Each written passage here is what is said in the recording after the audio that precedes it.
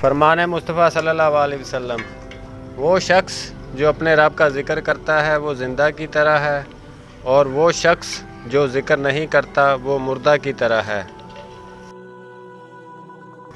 فرمان مصطفیٰ صلی اللہ علیہ وسلم، جب مسلمان اپنے مسلمان بھائی کی عیادت کرتا ہے تو وہ واپس آنے تک جنت کے میوے کھانے میں مصروف رہتا ہے۔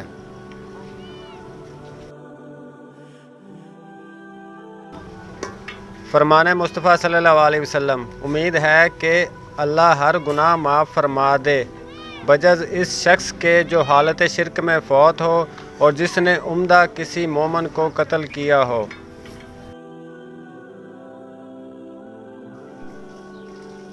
جب میں اپنے اللہ کے ساتھ ہوں تو ہر چیز عبادت کرتی دکھائی دیتی ہے۔ پتھر موسم بہار میں بھی سرسبز و شاداب نہیں ہوتا، خاک بن جاؤ تاکہ تم سے رنگ برنگے پھول جنم لیں۔ مولانا جلال الدین رومی۔